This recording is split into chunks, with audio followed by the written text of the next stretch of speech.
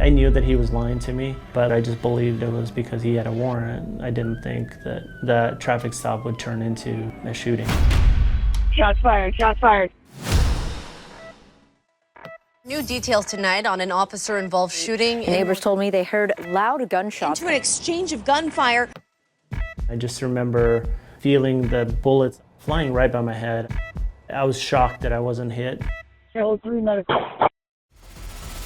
This is gonna affect me for my whole life. Hey, just heads up, we're over here at like 79 and Mason, just the scene where the shooting happened. We're just gonna be recording for a minute and then I'll come join you guys over there. Yep. So the car was like parked right here. This is what happened, and then this is actually the boat that got shot up from him trying to shoot me. You can actually still see the damage. Yeah, it's pretty crazy to think about that could have been my head. I'm happy it was this guy's boat and not my head. How did you, go home and tell your wife? Like, how was all of that? Believe it or not, that was one of the most difficult parts, is talking to my wife. I do have a daughter, and I couldn't imagine not being there for my daughter. My name is Adi Ramic. I was born in 1985 in Bosnia. Lived there for close to 7 years until the war started. And then my family and I, we moved to several different countries and cities and even a couple continents until we ended up in the United States. A lot of people helped us during that time. And I was always like drawn to that idea of being that person for somebody else. And I applied and I got hired in 2010. Super busy week last week. You guys want to talk about any calls? I decided to join the focus intervention team because seeing how many people were getting shot on the daily basis was very concerning. That's the ultimate crime. I mean, these are people that are shooting and trying to take other people's lives. The idea of being part of a team that's going to be placed into areas where a lot of shootings are happening, for a lot of people, is like, why would you want to do that? But I just felt like it was the right thing to do. Like, somebody needed to step up when nobody else wanted to. The reason why we were in this area was because this area over here just had recently had a few shootings. Area of 82nd and Sandy has always had a lot of crime, but during that time specifically, the shootings just went through the roof. We were literally told, go into this area and try to stop this, whatever way that is, like, traffic stops, community engagement, or just literally just parking our car and just being a presence. So that day we were in the area and I just observed a vehicle that in my opinion was acting suspicious. Like, he went all the way down right here on 80th and all the way down to Prescott, and then like turn around and then went left again and left again. Like, he just kept circling around the block. The plate that it had on it, the temporary tag, it didn't match the car, and it was committing a lot of different traffic violations. And I decided to do a traffic stop on it. 1543, can you show us with a silver suspicious vehicle at 78 in Mason? Was that 78 in Mason? Yes, ma'am. We did pull him over and he did stop. My training experience quickly told me that the driver was very nervous. I believe he potentially has a warrant or something like that was going on. I remember taking his name down, or the name that he gave me. It obviously ended up being fake, which I knew because he didn't know how to spell it. And then the date of birth he gave me, when I asked him how old he was like 3 years off. At that point, we decided to pull him out of the car to take him into custody. I believe this guy was a danger to me. I saw him looking down into areas where people are commonly carrying guns. I kept giving him warnings. I'm like, hey, don't reach for any kind of weapons. I believe you're armed. And I asked him to, hey, put your hands on top of your head. And before he made it to his head, like, he quickly reached down. And I just remember seeing his hand because, for us, we're trained how to pull out a gun.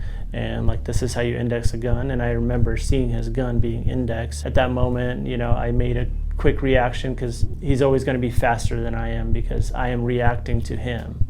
So I decided to immediately reach in and grab his hand as quickly as I can.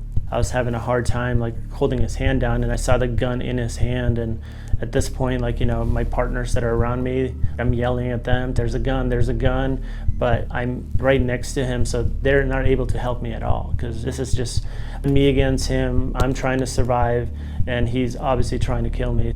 I was able to hold his arm down, but he was able to flex his arm towards me and with the gun and crank off a couple rounds right past my head. Shots fired, shots fired. That was scary. That was very scary. It was just surreal, like, you know, it's really true. Everything does kind of slow down. I remember my hearing immediately, kind of like in the movies when you hear, like, you know, the beeping sound super loud. Everything felt clouded, and I just remember feeling the bullets just flying right by my head. I mean, I was shocked that I wasn't hit. I could just tell that I wouldn't be able to hold on long enough to him, and he just needed to move the gun just an inch more and he would be shooting me in the head. I decided to push his arm away. I ducked down and tried to go find some cover, and as I'm ducking down, I can feel 2 more shots shooting over my head. So later on I found out he reached behind me after I was going down for cover, and he tried to shoot me in the head again. One of the brass hit the back of my neck, and it was very hot. So that night was very rainy and it was kind of chilly. So when the brass hit my neck, the rain, like, I don't know if it was my senses, like, and being on overload, whatever it was, I could just feel like liquid going down my back. In my head, that was blood, like I just got shot. I remember just constantly just feeling myself and trying to figure out if I really got shot. Despite initial reports, PPB confirmed no officers were injured in the exchange. You know, I remember finding cover, and, you know, luckily, thank God for those 3 officers that were there with me. They definitely saved my life. They engaged him and fired rounds at him, giving me a chance to get away and find a safe spot. But I remember going back and firing at the guy as well, because he ended up coming out of the car after all the shootings. I felt like almost like I had this magnet in me, because he went by the other officers and was kind of tracking me again, like with the gun, like coming right back at me again. And I remember shooting my gun and just seeing him react to it.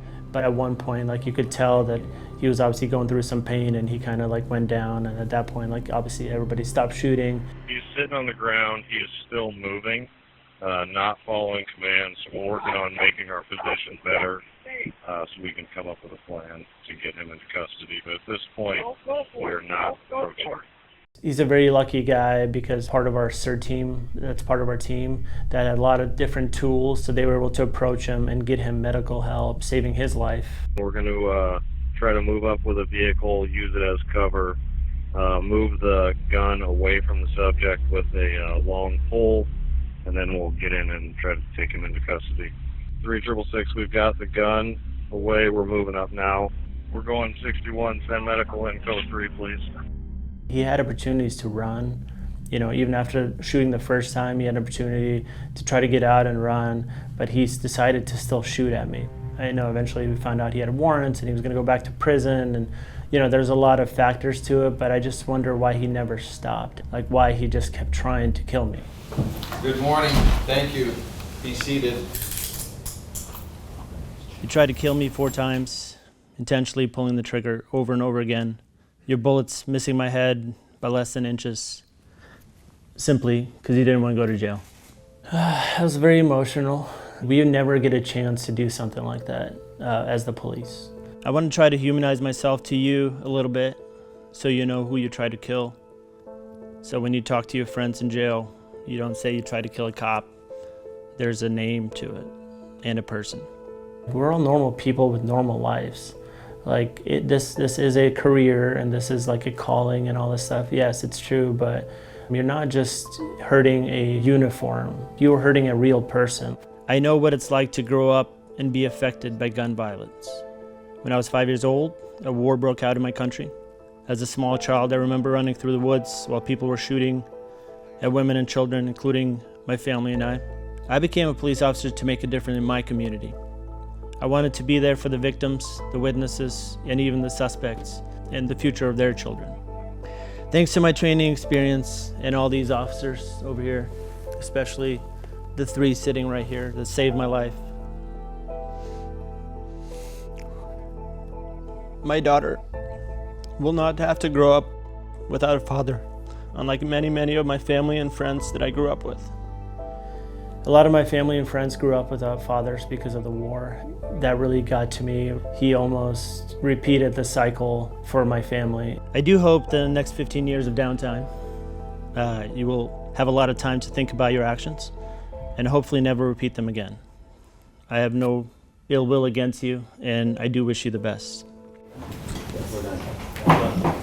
Now, after it's all taken care of, obviously I'm a little disappointed because he ended up getting 15 years, and I believe 15 years for trying to kill somebody is not enough. So the officers tried to stop a car for like a traffic violation, and it eluded them. So we're going to try to get into the area where they're at to see if we can see the car and potentially spike it or do something. There's this emotional roller coaster of like, oh no, is this going to happen again? I know how dangerous it is, especially still being part of the FIT team and still going into these areas that are affected by gun violence. I'm an adult, and this is what I still want to do, and I'm happy that I'm still here. Most importantly, this is a reminder, I think, to all of us that life is very precious and we need to live it to our best abilities, because tomorrow truly is never promised. Thank you.